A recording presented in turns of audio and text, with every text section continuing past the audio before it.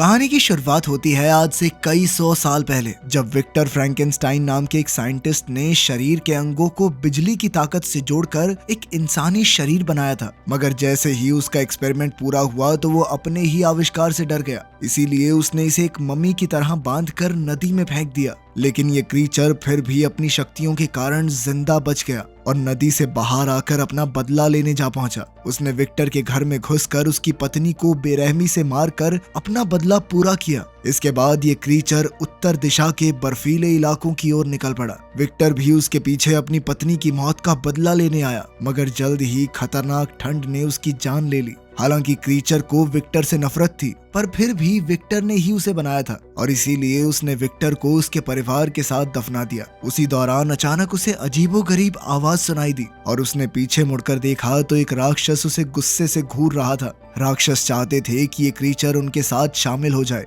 मगर क्रीचर ने उनका डट कर मुकाबला किया। थोड़ी हाथापाई के बाद राक्षस ने क्रीचर को उठाकर एक बिल्डिंग पर पटक दिया और फिर उसका गला दबाने लगा। अब अपनी जान बचाने के लिए क्रीचर ने एक रहस्यमयी निशान वाला खंजर उठाया और उस राक्षस के सीने में घोंप दिया, जिससे वो उसी पल आग में जलकर भस्म हो गया। उसी समय वहां मौजूद एक पत्थर की भयानक मूर्ति की आंखें खुल गई, जिससे ये पता चला कि वो जिंदा थी। इन मूर्तियों को गारगोयल्स कहा जाता था। कुछ ही पलों में बाकी गारगोयल्स भी जिंदा होने लगे और इधर क्रीचर अब भी राक्षसों का मुकाबला करने में लगा हुआ था। मगर बदकिस्मती से वो ज्यादा देर तक टिक नहीं पाया और बेहोश होकर गिर गया। तब एक राक्षस गुस्से में उसे पीटने लगा, मगर उसने क्रीचर को जान से नहीं मारा, क्योंकि वो उसे नबैरियस नाम के एक आदमी के हवाले करना चाहता था। लेकिन अचानक गारगोयल्स वहां आ पहुंचे और अपने पवित्र हथियारों से राक्षसों को मौत के घाट उतारने लगे। एक एक करके सभी राक्षस आग में जलकर भस्म हो गए। तब ओफिर और केजाया नाम के गारगोयल्स ने अपना इंसानी रूप लेकर क्रीचर को देखा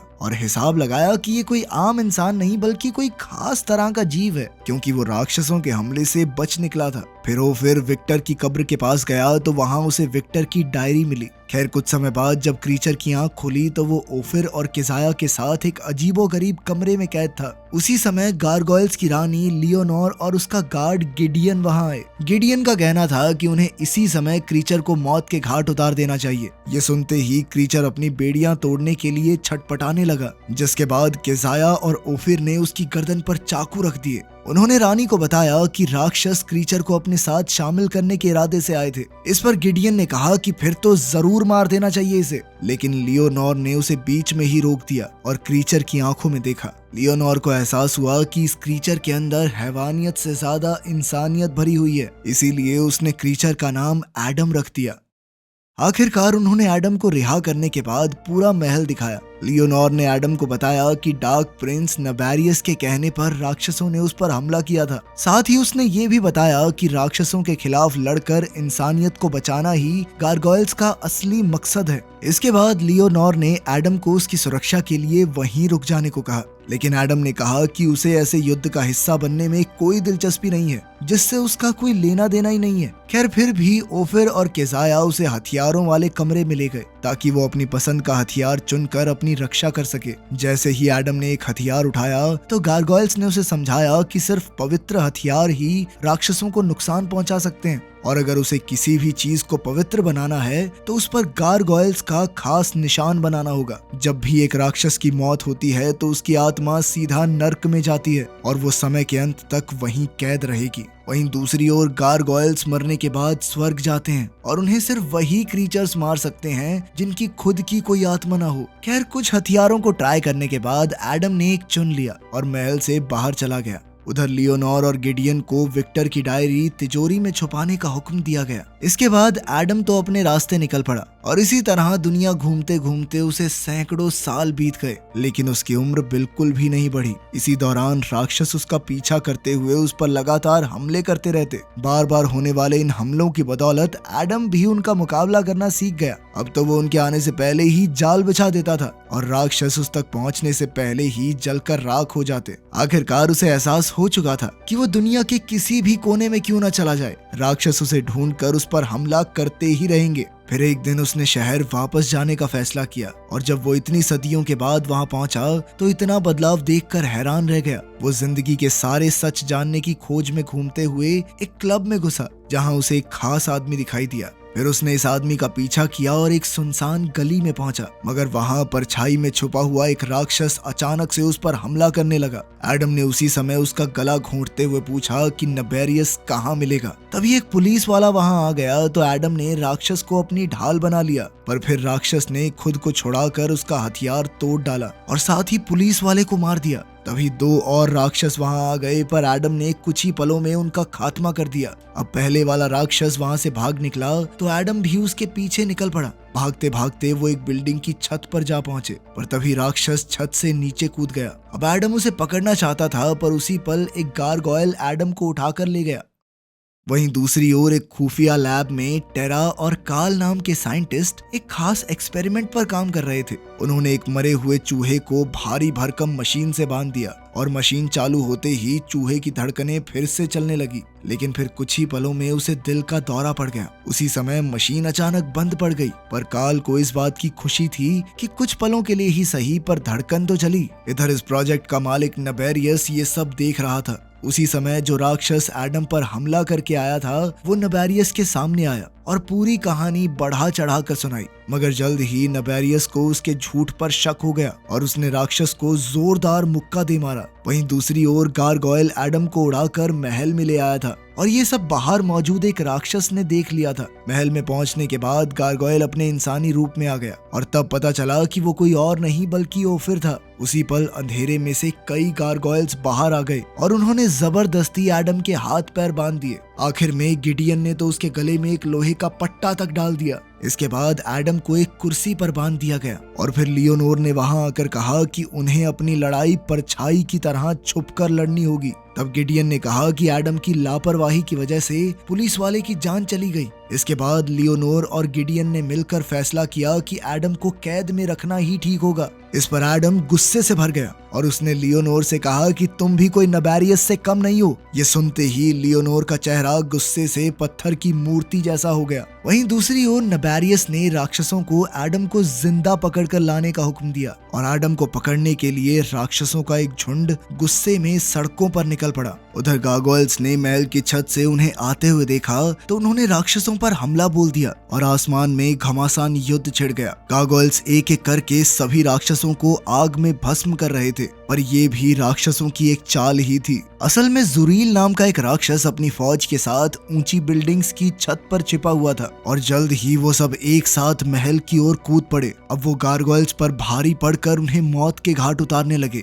तब गारगोयल्स की आत्मा नीली रोशनी बनकर स्वर्ग में जाने लगी। ये देखकर गिडियन ने केजाया और ओफिर को एडम की सुरक्षा के लिए भेजा। फिर उसने अपने 3 हथियारों को जोड़कर एक शक्तिशाली हथियार बनाया और महल में घुसने वाले राक्षसों का सामना करने के लिए निकल गया। अचानक सैकड़ों राक्षसों का झुंड एक साथ महल में घुसकर भयंकर हमला करने लगा, पर गिडियन और उसके 2 साथियों ने मिलकर अपनी जबरदस्त ताकत और बहादुरी से राक्षसों को धूल चटा दी। फिर गिडियन ने कुछ राक्षसों को मारकर खिड़की से बाहर फेंक दिया और खुद गारगोयल का रूप लेकर उड़ गया। उधर ओफिर और केजाया एडम की सुरक्षा कर रहे थे तो एडम कहने लगा कि मेरे बिना तुम ये लड़ाई नहीं जीत पाओगे, आजाद कर दो मुझे। आखिरकार ओफिर ने उसे रिहा करके एक हथियार दिया और उसी पल राक्षसों ने दरवाजा पीटना शुरू कर दिया। तब एडम ने खुद ही दरवाजा तोड़कर उसे ढाल बना लिया और राक्षसों के ऊपर टूट पड़ा। पीछे से ओफिर और केजाया भी एक एक करके राक्षसों को मौत के घाट उतार रहे थे। अचानक एक राक्षस ने केजाया की पीठ पर वार कर दिया और वो दर्द से कराहते हुए नीचे गिर गई। तभी ओफिर पर भी जानलेवा वार हुआ और केजाया ने अपनी आंखों के सामने ओफिर को मरते देखा। फिर जैसे ही 12 बजे तो घड़ी की घंटी बजी, जिसके बाद गिडियन महल के सबसे ऊपरी टावर पर जाकर खड़ा हो गया। उसने देखा कि उसके लोग धीरे धीरे मरते जा रहे थे तो वो गुस्से में चिल्लाता हुआ तेजी से नीचे की तरफ उड़ा। उसके रास्ते में जो भी राक्षस आया गिडियन ने एक ही पल में उसका सर धड़ से अलग कर दिया। गिडियन का ऐसा भयानक रूप देखकर जल्द ही राक्षस वहां से भागने लगे और बचे हुए गारगोयल्स उनके पीछे दौड़े। उधर महल में एडम ने केजाया के जख्मों पर मरहम लगाने की कोशिश की, पर केजाया ने कहा कि उसे मदद की जरूरत नहीं। असल में केजाया और ओफिर एक दूसरे को चाहते थे, लेकिन गारगोयल्स के कानून की वजह से वो कभी एक ना हो सके। मगर अब वो दोनों स्वर्ग में मिलेंगे और हमेशा के लिए एक हो जाएंगे। उसी पल केसाया की आत्मा नीली रोशनी के रूप में स्वर्ग में जा पहुंची। इसके बाद एडम को एक राक्षस मिल गया तो उसने उससे सारी जानकारी निकालने की कोशिश की। उधर लियोनोर ने अपने गार्ड्स को हुक्म दिया कि बाकी गारगोयल्स की मदद करें। तभी अचानक एक राक्षस खिड़की तोड़कर अंदर आ घुसा और लियोनोर पर हमला करके उसे अगवा कर लिया। इधर एडम को पता चला कि ये सारी लड़ाई असल में एक चाल थी, क्योंकि राक्षसों का असली मकसद तो गिडियन और उसके गार्ड्स को महल से दूर ले जाना था ताकि वो लियोनोर को अगवा कर सकें। कुछ देर बाद कुछ गारगोयल्स एक राक्षस को पकड़कर एडम के सामने लाए तो एडम ने उसे बुरी तरह पीटकर लियोनोर का पता बताने को कहा। पहले तो वो राक्षस एक शब्द बोलने को राजी नहीं था,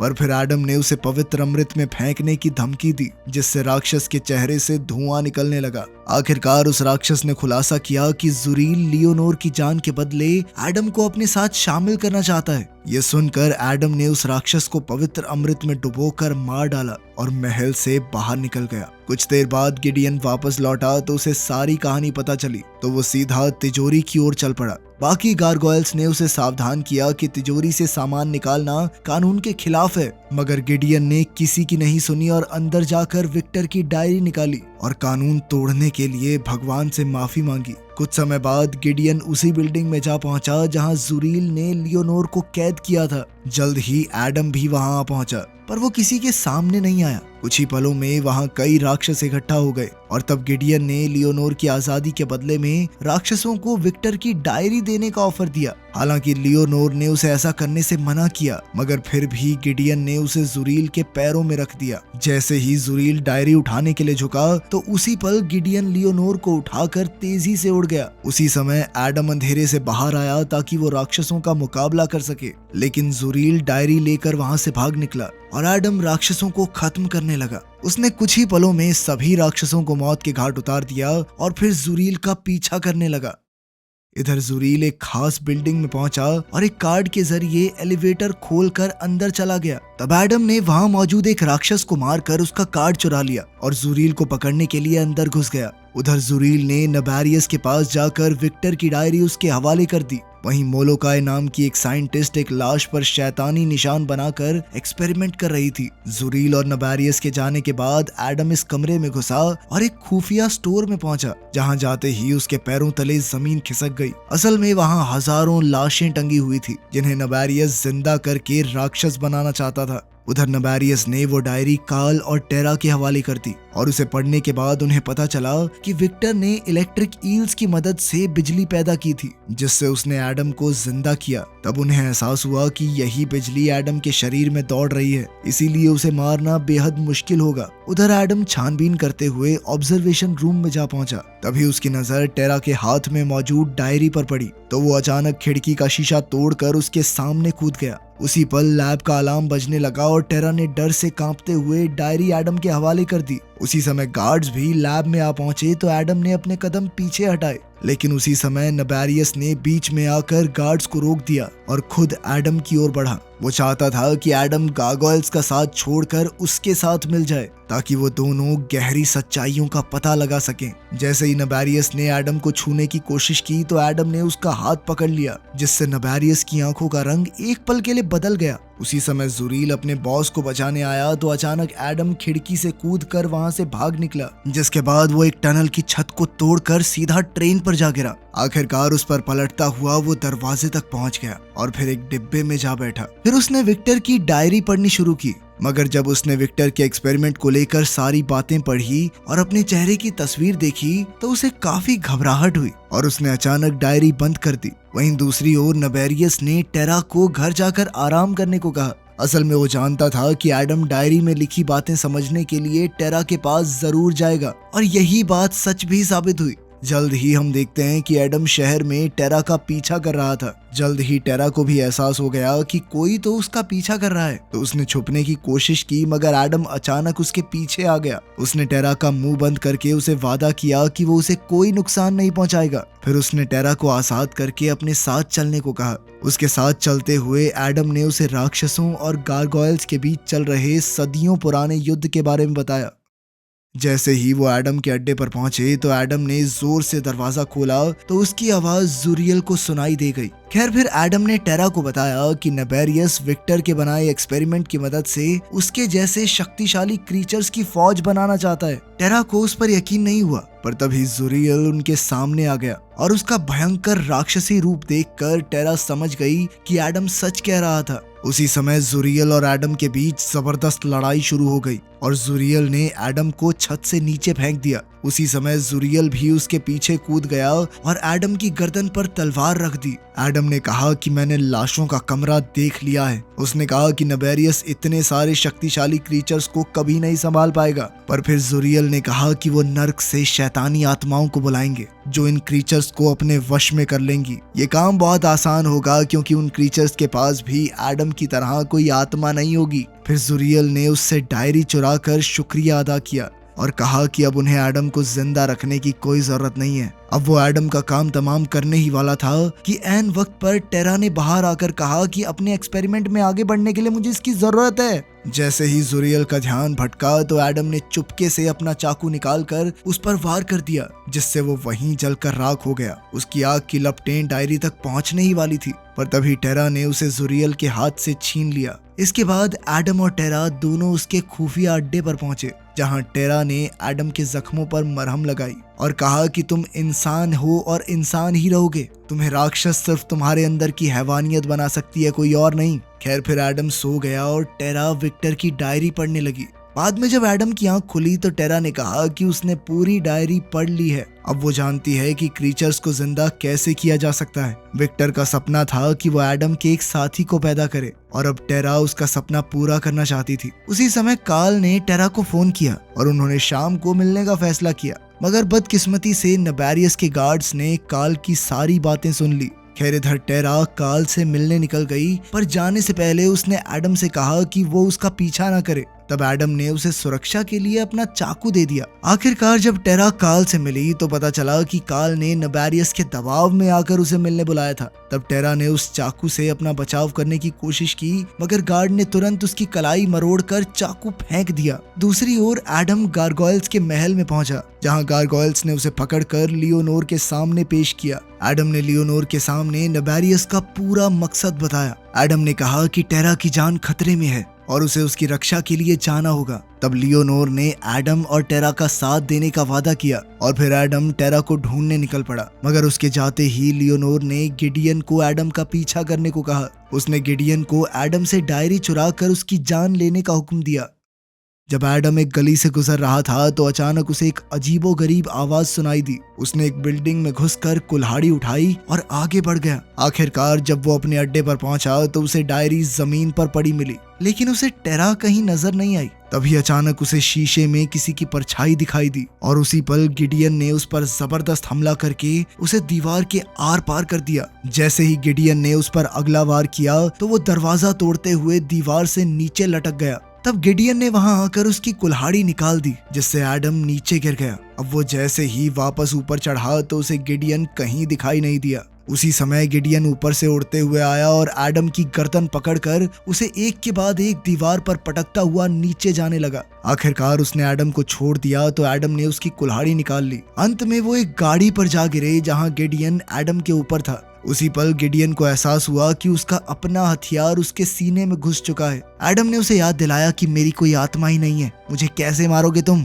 और तभी गिडियन नीली रोशनी के रूप में स्वर्ग चला गया। इस रोशनी को देखकर दो गारगोयल्स तुरंत उस जगह पर आ पहुंचे, पर वहां उन्हें सिर्फ गिडियन के कपड़े मिले, जिन्हें वो लियोनोर के सामने ले गए। वहीं दूसरी ओर लैब में टेरा ने नेबेरियस की मदद करने से इनकार कर दिया, तो नेबेरियस ने गुस्से में आकर कार्ल को मार डाला ताकि टेरा उसका हुक्म माने। अब टेरा के पास कोई चारा नहीं था, इसीलिए उसने कार्ल को मशीन में लेटाया और विक्टर के एक्सपेरिमेंट से मिली जानकारी की मदद से उसे फिर से जिंदा करने का काम शुरू कर दिया। इधर मोलोकाई ने ये सारा एक्सपेरिमेंट कॉपी करके सैकड़ों लाशों को जिंदा करने का काम शुरू कर दिया था। स्क्रीन पर दिखाई जा रही परसेंटेज बहुत धीरे धीरे बढ़ रही थी, यानी इस काम में अभी वक्त लगेगा। उधर एडम को वही चाकू मिला जो उसने टेरा को दिया था। उसने गुस्से में आकर डायरी को आग में भस्म कर दिया और महल में जा पहुंचा। उसने अपनी बाहें उठाई ताकि गारगोयल्स उसे देख सकें और फिर वहां से चला आया ताकि गारगोयल्स भी उसका पीछा करें। जैसे ही एक गारगोयल ने उस पर हमला करने की कोशिश की तो एडम ने उसे एक कार पर पटक कर चींटी की तरह मसल दिया। फिर लियोनोर के आदेश पर कई और गारगोयल्स एडम पर हमला करने आए तो वो नबेरियस की लैब की ओर बढ़ने लगा।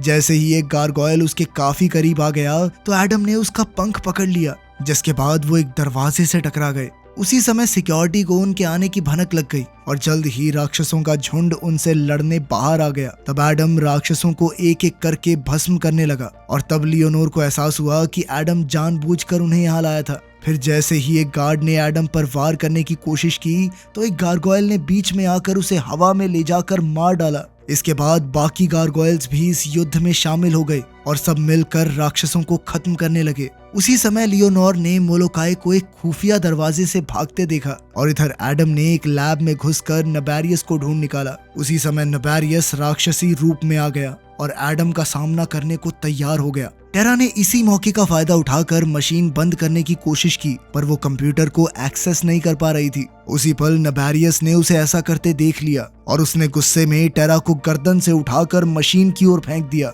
जिसमें हजारों वॉट की बिजली दौड़ रही थी। लेकिन ऐन वक्त पर एडम ने टेरा को हवा में ही पकड़ लिया, लेकिन इस दौरान वो खुद मशीन से टकरा गया, जिससे उसे जोरदार बिजली का झटका लगा। आखिरकार टेरा और एडम जमीन पर जा गिरे और एडम दर्द से करहाने लगा। वहीं दूसरी ओर लियोनोर और कुछ गारगोयल्स मोलोकाई की लैब में जा पहुंचे, जहां उन्होंने क्रीचर्स की लाशें और मशीन देखी। उसके मुताबिक इन्हें जिंदा करने का 40% काम पूरा हो चुका था। इधर नबेरियस ने एडम को उठाकर कहा कि मैं जानता हूँ कि तुम्हें भी आत्मा चाहिए। फिर नबेरियस ने उसके माथे पर एक शैतानी निशान बनाया और मंत्र पढ़कर नर्क से शैतानी आत्माओं को बुलाने लगा। वहीं राक्षसों की लैब में 92% काम पूरा हो चुका था और अब कई शैतानी आत्माएं क्रीचर्स के शरीर में जा चुकी थी, जिससे वो जोर जोर से चिल्लाने लगी। तब लियोनोर ने अपने गारगोयल्स को सब कुछ तहस नहस करने का हुक्म दिया तो उन्होंने वहां पर तबाही मचा दी। तभी एक आत्मा एक क्रीचर के अंदर घुसी जो 100% जिंदा हो चुका था और वो चिल्लाना बंद करके एक राक्षस बन गया,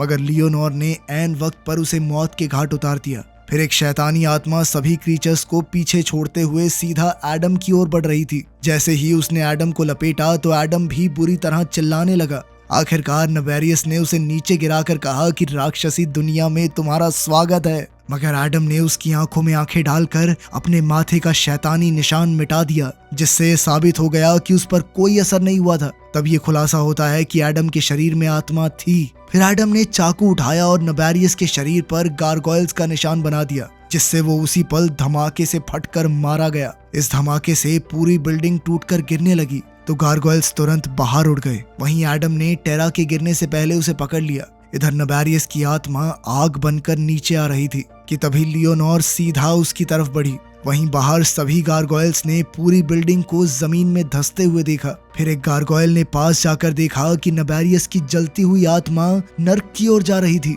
उसी समय लियोनोर इस खाई से उड़ती हुई बाहर आई और उसके साथ एडम और टेरा भी थे। आखिरकार वो सब उड़कर वापस अपने महल पहुंच गए और तब एडम ने लियोनोर से कहा कि उसे अपनी जिंदगी का असली मकसद मिल चुका है। एडम ने फैसला किया कि अब से वो इंसानियत की सुरक्षा के लिए लड़ेगा। उसने अपना नाम बदलकर अपने पिता के नाम पर फ्रैंकेनस्टाइन रख दिया और फिर बुराइयों से लड़ने निकल पड़ा। वीडियो पसंद आई तो लाइक कर देना, चैनल को सब्सक्राइब कर लेना। मिलते हैं अगली वीडियो में।